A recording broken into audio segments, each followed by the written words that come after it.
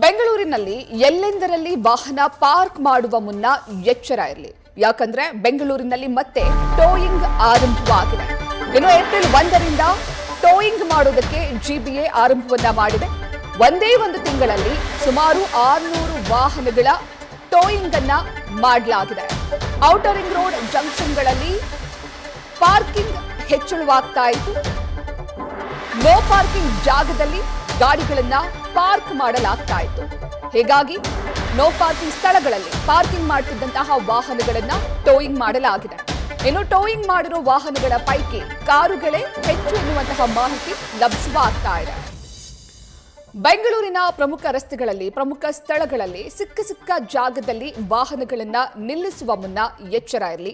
No parking ಜಾಗದಲ್ಲಿ ವಾಹನಗಳನ್ನ park ಮಾಡುವ ಮುನ್ನ ಎಚ್ಚರ ಇರಲಿ. ಯಾಕಂದ್ರೆ ಬೆಂಗಳೂರಿನಲ್ಲಿ ಮತ್ತೆ ಟೋಯಿಂಗ್ ಪ್ರಕ್ರಿಯೆ ಆರಂಭವಾಗಿದೆ. ನೋ ಪಾರ್ಕಿಂಗ್ ಜಾಗಗಳಲ್ಲಿ ಅಥವಾ ಸಿಕ್ಕಲ್ಲಿ ಕಂಡಲ್ಲಿ ವಾಹನಗಳನ್ನ ಪಾರ್ಕ್ ಮಾಡಿದ್ರೆ ಟೋಯಿಂಗ್ ಮಾಡಲಾಗುತ್ತೆ. ಪ್ರಸ್ತುತ ಈಗ ಕೇಂದ್ರ, ಪಶ್ಚಿಮ, ಉತ್ತರ ವಿಭಾಗಗಳಲ್ಲಿ ಅಂದ್ರೆ ಬೆಂಗಳೂರು ಕೇಂದ್ರ, ಬೆಂಗಳೂರು ಪಶ್ಚಿಮ, ಬೆಂಗಳೂರು ಉತ್ತರ ವಿಭಾಗಗಳಲ್ಲಿ ಟೋಯಿಂಗ್ ಅನ್ನ ಆರಂಭ ಮಾಡಲಾಗಿದೆ. ಸದ್ಯ ಈಗ ಜಿಬಿಎ ವ್ಯಾಪ್ತಿಯಲ್ಲಿ 6 ಟೋಯಿಂಗ್ ಟ್ರಕ್ಗಳು ಕಾರ್ಯವನ್ನ ನಿರ್ವಹಿಸ್ತಾ ಇವೆ. ಶೀಘ್ರದಲ್ಲೇ ಇನ್ನೂ 6 ಟೋಯಿಂಗ್ ವಾಹನಗಳನ್ನ ಮತ್ತೆ ಸೇರಿಸಲಾಗುತ್ತೆ. ಮುಂದೆ ಬೆಂಗಳೂರು ದಕ್ಷಿಣ ಭಾಗದಲ್ಲೂ ಕೂಡ ಈ ಟೋಯಿಂಗ್ ಅನ್ನ ವಿಸ್ತರಣೆಯನ್ನ ಮಾಡಲಾಗುತ್ತೆ. ಸದ್ಯ ಈಗ ಟೋಯಿಂಗ್ ಮಾಡೋದಕ್ಕೆ 6 ಟ್ರಕ್ಗಳನ್ನ ಗ್ರೇಟರ್ ಬೆಂಗಳೂರು ಪ್ರಾಧಿಕಾರ ಒದಗಿಸಿದೆ. ಇನ್ನು ಈ ಟೋಯಿಂಗ್ ವಾಹನದಲ್ಲಿ ಚಾಲಕ ಸೇರಿದಂತೆ 3-4 ಸಿಬ್ಬಂದಿ ಕಾರ್ಯನಿರ್ವಹಣೆ ಮಾಡ್ತಾರೆ. ಜೊತೆಗೆ ಕ್ಯಾಮೆರಾ ಕೂಡ ಅಳವಡಿಸಲಾಗಿದೆ. ಸ್ಥಳೀಯ ಟ್ರಾಫಿಕ್ ಎಎಸ್ಐ ಅಧಿಕಾರಿಯ ಮೇಲ್ವಿಚಾರಣೆಯಲ್ಲಿ ಈ ಟೋಯಿಂಗ್ ಕಾರ್ಯವನ್ನ ಮಾಡಲಾಗುತ್ತೆ. ಪಶ್ಚಿಮ ವಿಭಾಗದಲ್ಲಿ 1 ಟ್ರಕ್ ಪರ್ಯಾಯವಾಗಿ ಕಾರ್ಯವನ್ನ ನಿರ್ವಹಿಸ್ತಾ ಇದೆ. ವಿಲ್ಸನ್ ಗಾರ್ಡನ್, ಅಶೋಕ್ ನಗರ ಸೇರಿ ವಿವಿಧೆಡೆ ಟೋಯಿಂಗ್ ಕಾರ್ಯ ಆರಂಭವಾಗಿದೆ. ಇನ್ನು 1 ವಾರದ ಅವಧಿಯಲ್ಲಿ ಸಾಕಷ್ಟು ವಾಹನಗಳನ್ನ ಟೋಯಿಂಗ್ ಮಾಡಲಾಗ್ತಾ ಇದೆ. ಸದ್ಯ 1 ಟೋಯಿಂಗ್ ಟ್ರಕ್ ಕಾರ್ಯನಿರ್ವಹಿಸ್ತಾ ಇದೆ. ಟ್ರಾಫಿಕ್ ಹೆಚ್ಚಿರುವಂತಹ ಕಡೆಗಳಲ್ಲಿ ಟೋಯಿಂಗ್ ಅನ್ನ ಮಾಡಲಾಗ್ತಾ ಇದೆ.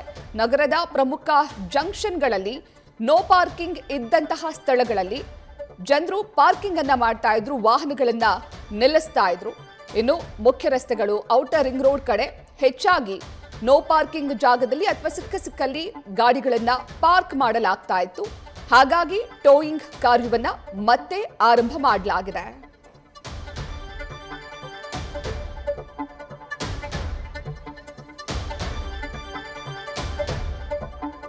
ಇವಾಗ ಹೆಚ್ಚಿನ ಮಾಹಿತಿಯನ್ನ ನೀಡ್ತಾರೆ ನಮ್ಮ ಪ್ರತಿನಿಧಿ ಚಂದನ.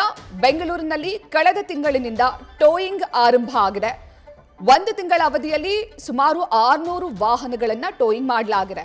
ಸದ್ಯ ಬೆಂಗಳೂರಿನಲ್ಲಿ ದೊಡ್ಡ ಸಮಸ್ಯೆ ಅಂದ್ರೆ ಪಾರ್ಕಿಂಗ್ ಮಾಡೋದು ಕೂಡ ಒಂದು.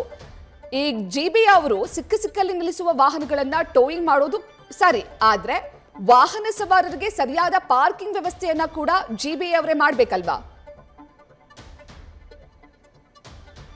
ಎಕ್ಸಾಕ್ಟ್ಲಿ. ಅಂದ್ರೆ ಇಲ್ಲಿ ಏನಂತ ಅಂದ್ರೆ ಜಿಬಿಎ ಅಧಿಕಾರಿಗಳದ್ದು ಕೂಡ ತಪ್ಪಿದೆ. ಯಾಕಂದ್ರೆ ಪಾರ್ಕಿಂಗ್ ಕೆಲವೊಂದು ಏರಿಯಾಗಳಲ್ಲಿ ಪಾರ್ಕ್ ಮಾಡೋದಕ್ಕೆ ಜಾಗನೇ ಇರೋದಿಲ್ಲ. ಕೆಲ್ಸಕ್ಕೆ ಹೋಗೋರಾಗಿರ್ಬೋದು ಅಥವಾ ಕಾಲೇಜ್ಗೆ ಹೋಗೋರಾಗಿರ್ಬೋದು, ತಮ್ಮ ವಾಹನಗಳನ್ನ ಅವರು ಫುಟ್ಪಾತ್ ಮೇಲೆ ವಾಹನಗಳನ್ನ ನಿಲ್ಲಿಸಿ ಹೋಗಿರ್ತಾರೆ, ಬೇರೆ ದಾರಿ ಇಲ್ಲದೆ. ಅದನ್ನ ಟೋಯಿಂಗ್ ಮಾಡೋರು ಟೋಯಿಂಗ್ ಮಾಡಿಕೊಂಡು ವಾಹನಗಳನ್ನ ತೆಗೆದುಕೊಂಡು ಹೋಗುವಂಥದ್ದು. ಅಂದ್ರೆ ಒಂದ್ ರೀತಿಯಲ್ಲಿ ಈ ಒಂದು ಟೋಯಿಂಗ್ ಯೋಜನೆ ಜಾರಿಯಾಗಿ ಕೇವಲ 1 ತಿಂಗಳಾಗಿದೆ. ಈ 1 ತಿಂಗಳಲ್ಲೇ 600ಕ್ಕೂ ಹೆಚ್ಚು ವಾಹನಗಳನ್ನ ಟೋಯಿಂಗ್ ಮಾಡಲಾಗಿದೆ. ಮತ್ತೊಂದ್ ಕಡೆ ಈ ಅಷ್ಟು ವಾಹನಗಳಲ್ಲಿ ಕಾರಿನ ಸಂಖ್ಯೆ ಹೆಚ್ಚಾಗಿದೆ. ಅಂದ್ರೆ ಬೆಂಗಳೂರಲ್ಲಿ ಕಾರ್ ಪಾರ್ಕಿಂಗ್ ಮಾಡೋದಕ್ಕೆ ಜಾಗ ಕಡಿಮೆ ಇದೆಯಾ ಅನ್ನುವಂತಹ ಒಂದು ಪ್ರಶ್ನೆ ಮೂಡ್ ಬರ್ತಾ ಇರುವಂತದ್ದು. ಇದು ಒಂದು ಭಾಗ. ಆದ್ರೆ